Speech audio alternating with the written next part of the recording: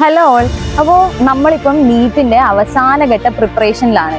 അപ്പോൾ ഈ ഒരു ഫേസ് എന്ന് പറയുമ്പം നീറ്റ് ആസ്പിറൻസിനെ സംബന്ധിച്ചിടത്തോളം നല്ലൊരു സ്ട്രെസ്ഫുൾ പീരീഡ് ആയിരിക്കും. കാരണം എന്താ, മേജർ ആയിട്ടുള്ള പ്രോബ്ലം എന്ന് പറഞ്ഞാൽ നമ്മൾ ഉദ്ദേശിക്കുന്ന ഔട്ട്പുട്ട് കിട്ടുന്നില്ല എന്നായിരിക്കും. നമ്മൾ നമ്മുടെ 100% കൊടുക്കുന്നുണ്ടാവും, പക്ഷെ നമ്മൾ ഉദ്ദേശിക്കുന്ന മാർക്കോ അല്ലെങ്കിൽ നമ്മൾ ഇൻസ്റ്റിറ്റ്യൂട്ടിൽ വെക്കുന്ന എക്സാമിൽ നമ്മൾ ഉദ്ദേശിക്കുന്ന അത്ര പൊസിഷനിലോ നമ്മൾ എത്തുന്നില്ല. ഈ ഒരു കാര്യം അല്ലെങ്കിൽ ഈ ഒരു മാർക്കിനെ പറ്റി ആലോചിച്ച് നിങ്ങളെ വിശ്വസിക്കാണ്ട്, നിങ്ങളുടെ ഡീമോട്ടിവേറ്റഡ് ആയി പഠിക്കാണ്ട് സമയം കളയല്ല വേണ്ടത്. നിങ്ങളെ വിശ്വസിക്കുക, നിങ്ങളുടെ 100% കൊടുക്കുക. ഇത് നിങ്ങൾ കണ്ട ഡ്രീമാണ്. അപ്പോൾ നിങ്ങൾ ഇതിനു വേണ്ടി 100% കൊടുത്താൽ നിങ്ങൾക്ക് ഇത് അച്ചീവ് ചെയ്യാൻ പറ്റും. അപ്പോൾ നിങ്ങൾ എന്താ മെയിനായിട്ട് ചെയ്യേണ്ട കാര്യം എന്ന് വെച്ചാൽ, നിങ്ങൾ മോക്ക് ടെസ്റ്റ് മാക്സിമം അറ്റൻഡ് ചെയ്യുക. നിങ്ങൾ എക്സാം എന്താ ടൈം ബൗണ്ടായി ചെയ്ത് പഠിക്കുക. നിങ്ങൾ മാക്സിമം എക്സാം എഴുതി പഠിച്ചാലേ നിങ്ങൾ റിയൽ ആയിട്ടുള്ള നീറ്റ് എക്സാമിൽ നിങ്ങൾക്ക് ആ ഒരു അറ്റ്മോസ്ഫിയറിൽ ടെൻഷൻ ഇല്ലാണ്ട് എക്സാം എഴുതാൻ പറ്റുള്ളൂ. നിങ്ങൾ അത്രയും സ്ട്രെസ്ഫുൾ ആയിട്ടുള്ള ഒരു മൊമെന്റ് ആയിരിക്കും. അപ്പം എന്താ, നിങ്ങൾ എക്സാം എഴുതി നിങ്ങൾക്കൊരു ശീലം ഉണ്ടെങ്കിൽ നിങ്ങൾക്ക് അത്ര സ്ട്രെസ് ഉണ്ടാവില്ല, നിങ്ങൾക്ക് കുറഞ്ഞു കിട്ടും. ഇപ്പം നമ്മൾ മെയിനായിട്ടും കൂടുതൽ ആൾക്കും കണ്ടുവരുന്ന ഒരു മിസ്റ്റേക്ക് എന്ന് പറയുമ്പോൾ, റിയൽ നീറ്റ് എക്സാമിൽ നമ്മൾ OMRലാണല്ലോ എക്സാമിൽ ബബിൾ ചെയ്യുന്നത്. അപ്പം നമ്മളിങ്ങനെ കണ്ടിന്യൂസ് ആയി എഴുതി വരികയായിരിക്കും. പക്ഷെ നമുക്കിപ്പം നടുക്കെത്തുമ്പോൾ ഒരു ക്വസ്റ്റ്യൻ അറിയില്ല, അപ്പം നമ്മളത് സ്കിപ്പ് ചെയ്യും. അപ്പം നമ്മൾ അടുത്ത ക്വസ്റ്റ്യൻ എഴുതി തുടങ്ങും. പക്ഷെ നമ്മൾ ഈ ഒരു ടെൻഷൻ്റെ സമയത്ത് ആ സ്കിപ്പ് ചെയ്ത് ഓർക്കാതെ നമ്മൾ എന്താ ആൻസേഴ്സ് ഇങ്ങനെ കയറ്റി ബബിൾ ചെയ്യാൻ തുടങ്ങും. അപ്പം നമുക്ക് എത്ര അറിയുന്ന ആൻസേഴ്സ് ആണെങ്കിലും നമ്മൾ ഈ ചെയ്തു വരുമ്പോൾ എന്താ, നമ്മൾ തെറ്റാ മാർക്ക് ചെയ്തുകൊണ്ടിരിക്കുന്നത്. അപ്പോൾ ആ ഒരു തെറ്റ് വരാണ്ടിരിക്കാൻ നിങ്ങൾ എന്താ ചെയ്യേണ്ടത്, നിങ്ങൾ എക്സാം ഇന്ന് എഴുതി പഠിക്കുക, OMR ബബിൾ ചെയ്ത് തന്നെ പഠിക്കുക.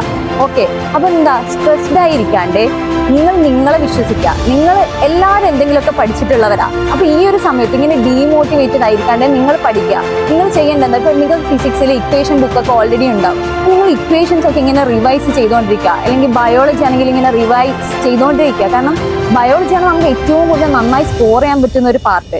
നിങ്ങൾ വായിച്ച ആ NCERT എന്നുള്ള കാര്യങ്ങൾ തന്നെയാണ് ചോദിക്കുന്നത്. അപ്പോൾ നിങ്ങളത് പഠിക്കുക. നിങ്ങൾ ഇപ്പം കെമിസ്ട്രി ആണെങ്കിലും ഓർഗാനിക്കും ഇൻഓർഗാനിക്കും ഒക്കെ റിവൈസ് ചെയ്തുകൊണ്ടേ ഇരിക്കുക.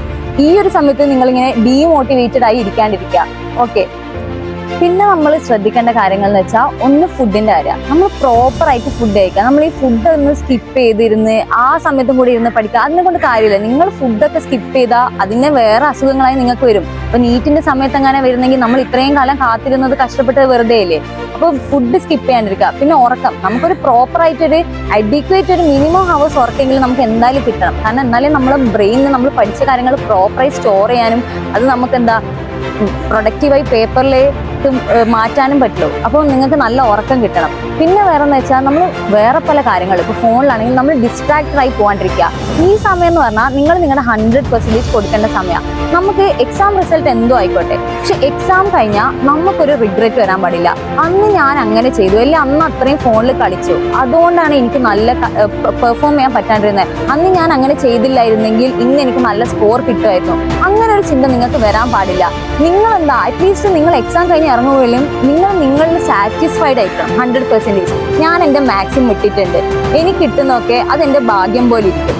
നിങ്ങൾക്ക് നിങ്ങളൊരു 100% കോൺഫിഡൻ്റ് ആയിരിക്കണം. നിങ്ങൾക്കൊരു റിഗ്രറ്റും വരാൻ പാടില്ല. അപ്പം നിങ്ങൾ ആ കാര്യം പ്രത്യേകം ശ്രദ്ധിക്കുക. നിങ്ങൾ വെറുതെ ഡിസ്ട്രാക്റ്റഡ് ആയിപ്പോയി. ഇനി ആകെ ഒരു 10, 20, 30 ദിവസങ്ങളൊക്കെ ഉള്ളൂ. അപ്പോൾ ഈ ഒരു ദിവസങ്ങൾ എന്ന് പറയുമ്പോൾ നിങ്ങൾ മാക്സിമം ഇട്ടോ, നിങ്ങളുടെ 100% ഇട്ടോ. ഈ നെയ്റ്റ് എഴുതുന്നതും നല്ല മാർക്ക് കിട്ടുന്ന കുട്ടികളെന്നും പറഞ്ഞാൽ 100% പഠിച്ചു പോകുന്നവരല്ല, അവരവരുടെ 100% ഇട്ട് വർക്ക് ചെയ്തവരാണ്. ഓക്കെ, നിങ്ങൾ കണ്ട സ്വപ്നങ്ങൾ നിങ്ങൾ കാണാം. എന്താ, നിങ്ങൾ ഈ വൈറ്റ് കോട്ട് ഇടുന്നോ അല്ലെങ്കിൽ നല്ലൊരു മെഡിക്കൽ കോളേജിൽ എത്തുന്നതൊക്കെയാണ് നിങ്ങളുടെ സ്വപ്നം. നിങ്ങൾ ആ സ്വപ്നം എന്ന് പറയുമ്പോൾ നിങ്ങളെ പഠിക്കാൻ ഇനിയും നിങ്ങളെ ത്വര കൂട്ടുന്നതായിരിക്കണം നിങ്ങളെ സ്വപ്നം. മനസ്സിലായില്ലേ? സോ ഈ എല്ലാ ഫ്യൂച്ചർ ഡോക്ടേഴ്സിനും ഞാൻ ബെസ്റ്റ് വിഷസ് പറയാണ്. ഇവിടെ ഞങ്ങളുടെ ജൂനിയേഴ്സൊക്കെ ആയിട്ട് ആരെങ്കിലുമൊക്കെ എത്തുമെന്ന് വിശ്വസിക്കുന്നു. ഞാൻ എന്നെ വിശ്വസിച്ചു, എനിക്ക് നീറ്റ് കിട്ടി. നിങ്ങളെ വിശ്വസിക്കാൻ നിങ്ങൾക്കും കിട്ടും. This NEET will be yours. All the best.